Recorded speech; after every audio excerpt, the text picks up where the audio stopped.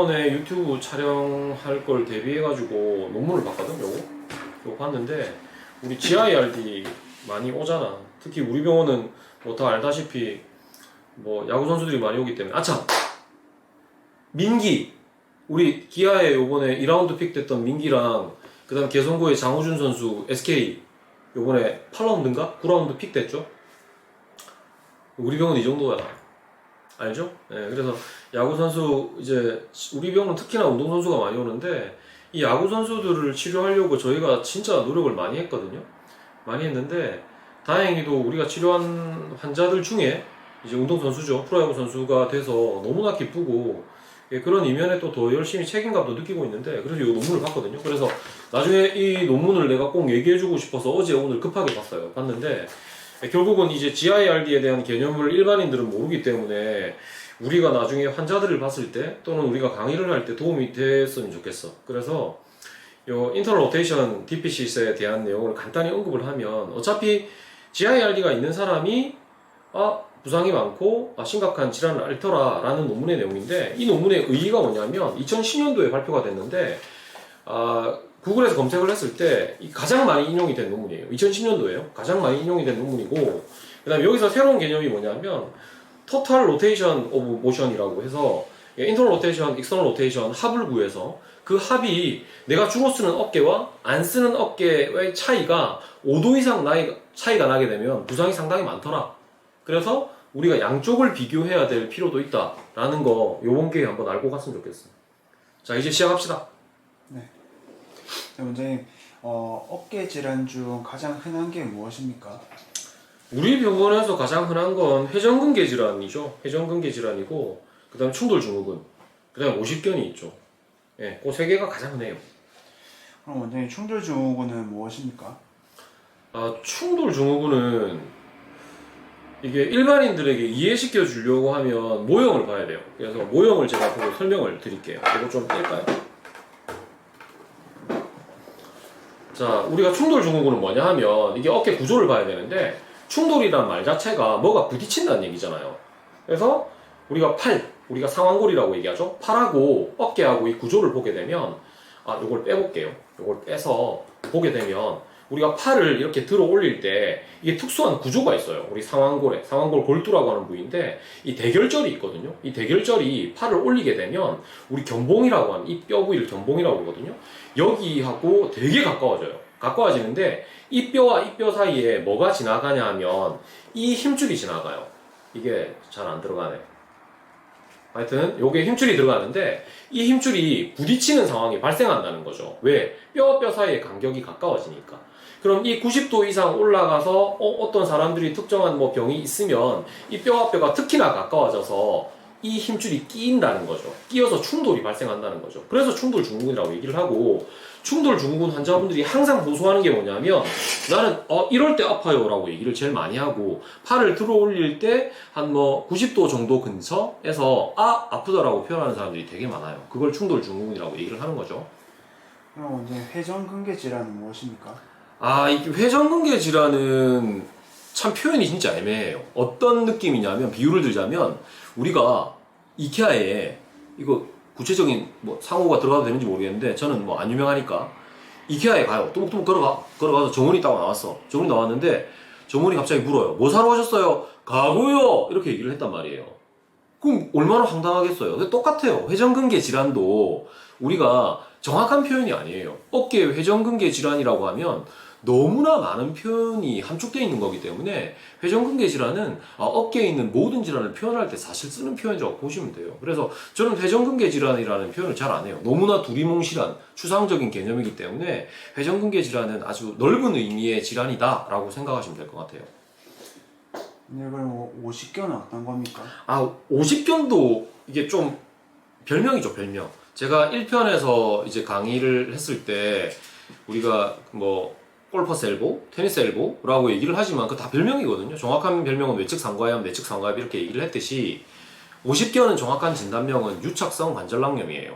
유착성 관절낭염이라고 하면 말이 좀 어렵긴 한데 우리 어깨 조인트, 어깨 관절이 상완골과 그 다음에 우리 날개뼈에 글레노이드라고 하는 부위가 있거든요. 그 부위가 너무 가깝게 붙어 있는 거예요. 그러니까 딱 이게 너무나 가깝게 붙어서 문제가 되는 거다.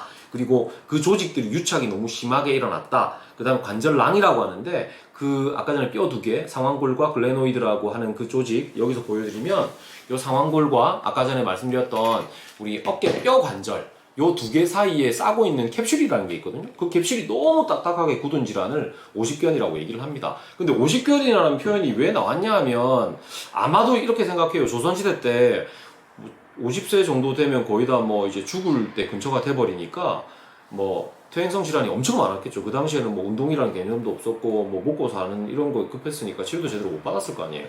50세가 되면 다 어깨가 아프더라. 그래서 50대인데 어깨가 아프네. 네 50견이야. 이렇게 된 것 같아요. 그게 별명이 돼버린 거죠. 제가 보기엔.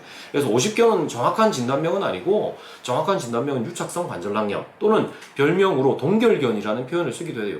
동결견은 뭐냐면 영어로 원래 frozen shoulder라는 표현이 있었는데 의학은 먼저 서양에서 먼저 왔으니까 frozen shoulder를 우리나라 말로 번역하다 보니까 동결견이 되었던 거죠. 정확한 진단명은 유착성 관절낭염이라고 보시면 돼요. 예. 어깨 질환 중 충돌 증후군이 가장 많다고 하셨는데 그 이유는 무엇입니까?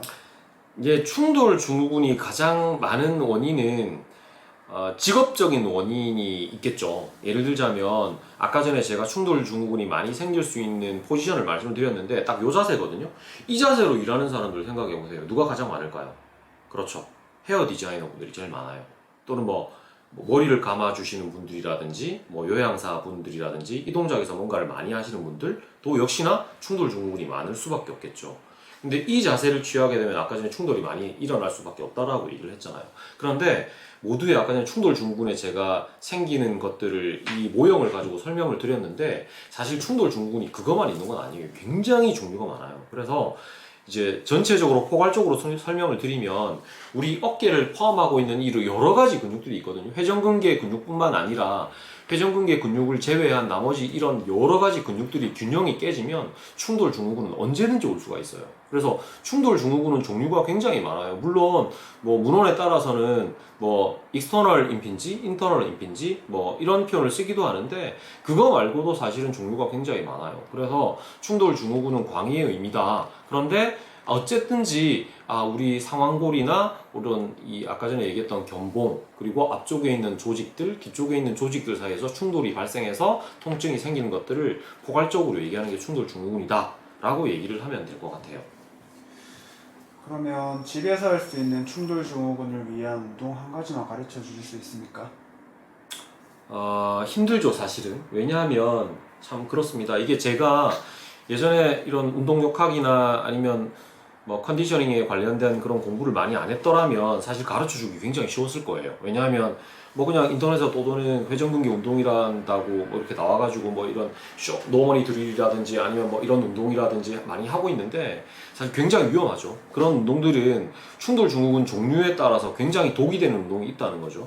그래서 한 가지를 딱 집어서 가르쳐 드리긴 힘들지만 그래도 가장 안전한 운동을 이제 퍼센테이지로 생각한다면 저희가 이제 이름을 붙인 건데 이제 월 글라이딩 모션이라고 하는 게 있거든요. 뭐냐면 이 앞에 벽이 있다라고 생각하면 우리 앞쪽에 있는 전완부를 이런 식으로 돼요. 이런 식으로 돼서 주먹을 살짝 쥐고 기댄 다음에 우리가 이렇게 밀어서 올린다고 생각하시면 돼요. 밀어서 살짝 기댄 다음에 밀어서 벽 위에 이렇게 밀어서 올라가는 동작을 하게 되면 이건 위험한 동작이 거의 없어요. 물론 이 동작을 할 때 어느 정도 올라갔을 때 통증이 있다면 거기서 멈춰 주셔야 돼요. 멈추고 다시 한번 끝까지 밀어 올리고 이런 동작을 반복하게 되면 많은 도움이 됩니다. 그때 또 조금 더 자세하게 가르쳐 드리면 목을 아래쪽으로 위치시키고 이렇게 밀어주면 조금 더 좋은 운동이 될 수가 있어요.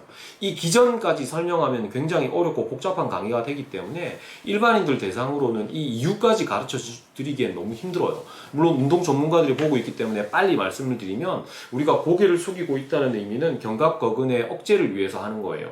우리가 견갑거근은 하방회전의 주된 주동근이 될 수 있기 때문에 견갑거근을 잡아놓고 목을 아래로 숙인 다음에 다음에 우리가 살짝 미는 동작은 정거근을 활성화시킬 수 있는 동작이 되겠죠. 그때 이렇게 밀어 올릴 때 상부 승모근을 안전하게 활성화시킬 수 있는 이제 어떤 배경이 되고, 팔을 수평하게 올리게 되면 우리가 위험한 우리 충돌 중이 많이 발생할 수 있는 인터널 로테이션 동작을 막을 수 있는 요인이 되기도 합니다. 그래서 이런 동작을 했을 때 가장 안전하지 않을까, 물론 안전하지 않은 것도 있지만 전체적으로 봤을 때 지금 이 동작은 가장 안전하지 않을까라는 생각을 해봅니다. 원장님 어제 어깨 논문을 보시던데 어떤 논문인지 말씀해 주실 수 있습니까? 이제 요번에 유튜브 준비하면서 이제 논문을 저는 한 편씩을 보통 보거든요. 예, 요 논문인데, 요 논문은 2010년도에 발표가 됐어요. 발표가 됐는데 GIRD라는 개념이 있어요. 이거는 어떤 분이 주로 관심 있게 들어주시면 좋냐면, 야구 선수 혹은 야구 선수를 트레이닝하고 있는 트레이너분들, 또는 야구 선수를 자제분으로 두고 있는 어른들이 들어주시면 좋을 것 같은데요.